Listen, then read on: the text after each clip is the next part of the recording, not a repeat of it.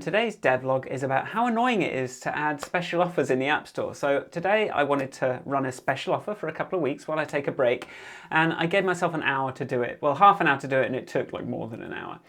So why? Because App Store Connect is slow. Second, because price tiers versus percentage discounts don't really line up. So I've got to set like $2.99, $3.99, $4.99, $6.99, $8.99. You know, like there's specific values we can have. And so if my current price is, $17.99 and I want a 15% discount, I probably can't do that. I probably have to do a 17% discount to make it line up with one of those price tiers. And the other problem I had was that my Heroku end of life, like this thing I've been putting off, which is I've got to sort of upgrade my Heroku so that it's okay again. It is what it is. So I had to deal with that today. So let me start by explaining how I display discounts in the app. So since Apple doesn't really offer a mechanism to do this, Shoot and Video Pencil both hit an endpoint on squares.tv to check for active offers. And that endpoint looks basically like this.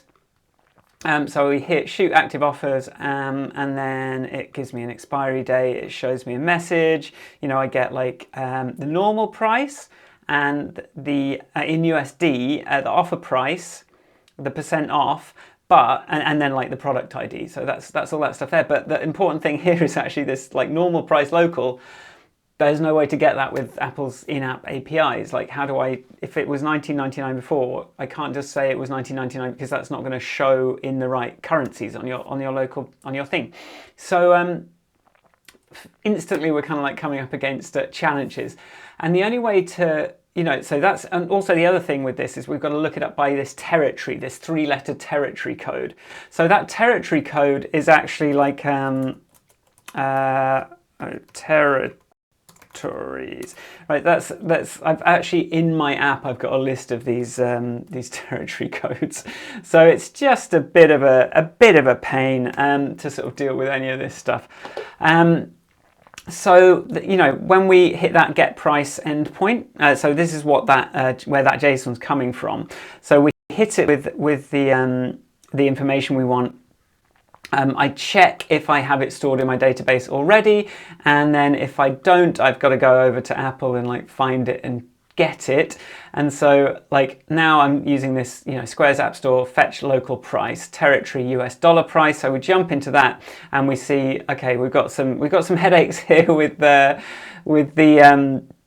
we've got to give it a bundle ID, we've got to have a signed token, like all that kind of stuff. And then I can hit app price points, which gives me like the price points available by territory, right? It just gives me a list of those. And that looks something like this. So we can sort of look down here and we can see that what we get in here is this. So here's a price point, and it's got the customer price and it's got the proceeds. But then, and it's got the territory, okay, but it doesn't actually have like what the different prices are in different territories. So we've actually got to go to this equalizations endpoint in order to proceed. So we hit that first endpoint, and then I've got to like grab the price points page. I've got to find the value of the US dollar price in that list. And then once I've got that price ID, I can go to the equalizations of app price point. / equalization, I can say the territory, etc. And that's going to look like, that looks like this. So we get this response, which now has territory. So we've got that 3-letter code, and then we've got the attributes, price point. So if we keep looking, well, I think this isn't even showing it, but we'll get the different price points for the different territories. So once I've got that, I can like just stick that into my database for later, which looks like this, just repo insert app store price. And so I'm just growing this list of cached app store price equivalences that I can just access for everyone, So I set up the offers on my controllers like this. So here is if we go to Video Pencil controller, this is where I'm doing this is what's going to be displayed inside the apps, right? This isn't actually setting anything. This is just like something that I can display. So now I can I can say, okay, for lifetime, updates lifetime, the normal price is this. I know that. here's what the price is going to be today, and that's what that percentage looks like. And so basically for each of these, I kind of had to, I sort of like put the list of prices available here. So you see it like sometimes there's a bigger jump between the different price points depending on like how it feels. So I'm like looking for something 39, there isn't like a 20, there isn't like a 30, you know, what's, 40 times 0.85. I kind of wanted 15% discounts because of Harvey's 15th month. But like that, if I try and do 85% of $39.99, I get $33.99, which just doesn't exist. And we've got $34.99, but then I can't say up to 15% because it's slightly less than 15%. And so I've got to say between 10 and, so it just like makes this language where we're saying what the discounts are kind of complicated. And I sort of went through some iterations of 15 to 30% discounts now. Like it gets really complicated. And so I sort of like fell back on up to 30% because that was sort of really the only one that made sense for the highest discounts. And then I've got some 25% discount tiers. And so I'm sort of like going through those.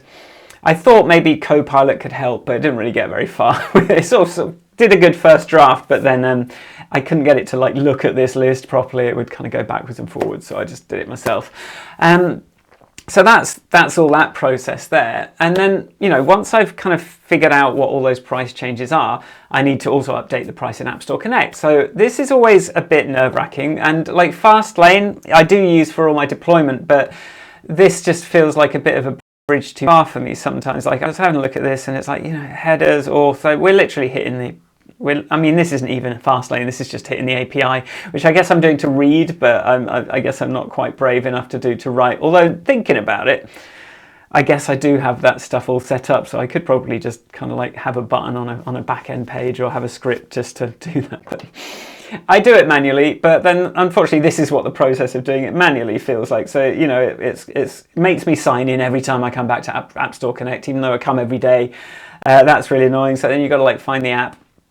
Obviously I can like, you know, create shortcuts into the right pages, but you know, I'm not doing price changes that much. So I'm always like, okay, clicking through, what are we looking for? We're looking for in-app purchases. So we click there, and then here's a list of all my different in-app purchases. And I'm basically gonna have to go through each one of those at a time, try and open it in a new tab. It's all JavaScript, so that all goes wrong. So we hit add price schedule, we hit create price change, choose dates, pick the start date, pick the end date. This is giving me RSI already. Select all, next.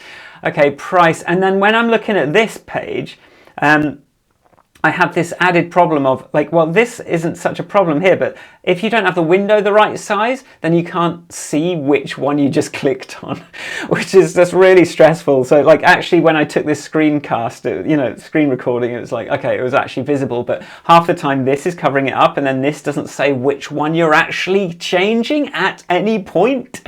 So, you know, I'm like, okay, which one am I trying to change? And so I changed that. And so we sort of continue in, and then it gives you another like thing just to make sure, and then you hit next, and then you're going, okay. And then finally we could hit confirm. I'm not going to confirm this one because it's crazy. But you see, basically I had to do that for every single price, which is like 1, 2, 3, 4, 5 different products in Video Pencil, and then like shoot update, you know, 4 different products in shoot.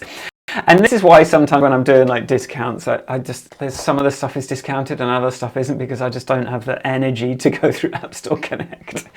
So then, you know, I test it in the simulator. This is kind of what it looked like in the simulator. This is shoot, ignore, see offers, and then when you click on that you get like the offers. This is the iPad, it doesn't look that great on the iPad, but the key thing is here, hey look, it says $17.99 in my currency crossed out, right? And then it says 28% off, and then it says until the 28th of May, and it says that for each of the available purchases. Similarly for Video Pencil, we've got you know, 30% discounts, and then that goes to you know, the discount screen. So you see, you know, I've got the sort of explanation, and then each of these has, okay, it's 25% off. It was $39.99, and then this is mismatched because of just don't even ask. And again, like this stuff is really annoying to test and always feels a bit risky. So, but you know, this is the world we're in. So that's okay. And so now that's all done, I've got to Right, so now the app new prices are live, but no one's going to really know about them in the app unless I kind of like deploy the website so that now when the app hits it, it's going to see it. So I thought, okay, I just have to deploy the website, but yeah, like that didn't go so well for me. So I'm going to sort of like go all the way back up to kind of what I had to do to get this working. Basically, yeah, so I go into my Squares web project. I try and push it to Heroku. That fails. It's been warning me for months that I need to upgrade my stack. Warns me that. So and then I'm like, and then the instructions say, here's how to like list out what's on what. So I kind of install that. That takes a minute.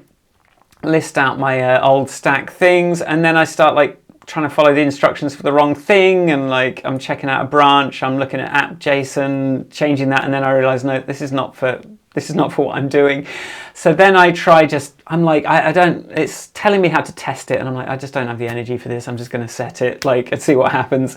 So I just set that Heroku stack there, and then that changes it, and then I try and push to deploy, and then of course it fails, and it says basically my build pack doesn't work with that stack that I have, and so now I'm like trying to figure that out, and then I sort of try pushing again, and well, I tried a different stack, and then I tried pushing again, and then that gave this error that it wasn't clear if it had failed because I'd already pushed that build, even though it was to a different stack. So now I'm sort of like mucking about with that. I'm touching a thing to try and force it to go.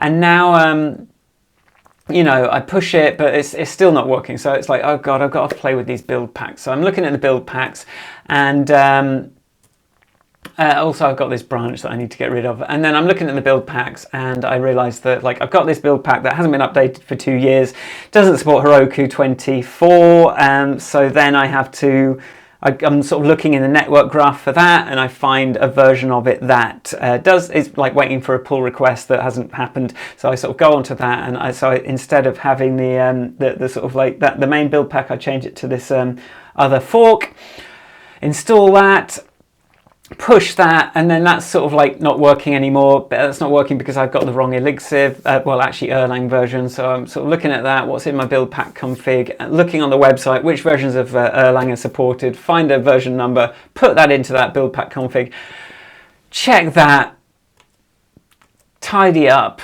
push again, and thankfully this time it worked. And that was on Heroku 22 because I was in the middle of it. So it's now on 22, so it's going to catch up with me again sooner than I'd like. So I did actually go to set it to the next one, but I've not done anything because I haven't made any changes to that code. So that was a whole headache, and you know, I would show you what that all looked like, but it was on this one, wasn't it? So if we just yeah, so this is sort of like what the deployment looks like. It's kind of like uses the build packs, it kind of like does all this stuff, it takes a few minutes, so that's the deployment. So now that's up and running, we're all good.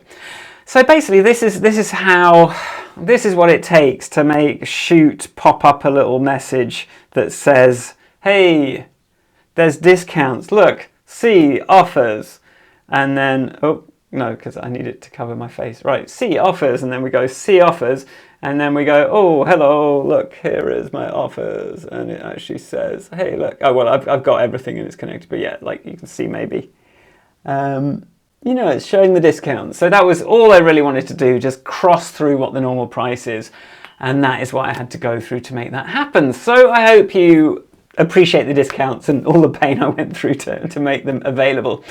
Thank you for watching. I hope you found that interesting, and as always in the outro I will show you the tool that I used to make this video, which is called CueCam Presenter. It's my own app, you can get it from cuecam.app.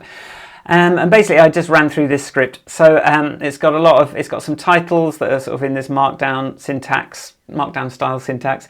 My bullet points kind of come through in a similar way. I'm able to share like a different app each time. In this case, I'm sort of jumping to Xcode, but in this case, I'm jumping to the code editor, like with the right line of code. So I'm sort of able to like jump around. I think for one of them, I forgot to actually update it. We can share a website. It will automatically jump to the website. And just one thing I did today was like I got a bit bored of having to go like more code editors, Visual Studio Code, and I actually added in a little customized toolbar so that you can like drag in Well, I disabled it because basically CueCam, Xcode, like, you know, Swift UI is pretty bad with the toolbars. It gets very crashy if you make even the smallest mistake. So actually I like lost a recording just now because it crashed because of the thing, so I keep having to disable it. But yeah, I put a thing so I could put a button in the toolbar to more quickly add things. So that means this whole thing has taken like 3 hours instead of half an hour.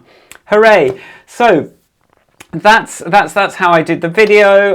You can get CueCam, no strings attached, no sign up or anything. CueCam.app/download. Thank you for your attention and hopefully see you soon. Bye!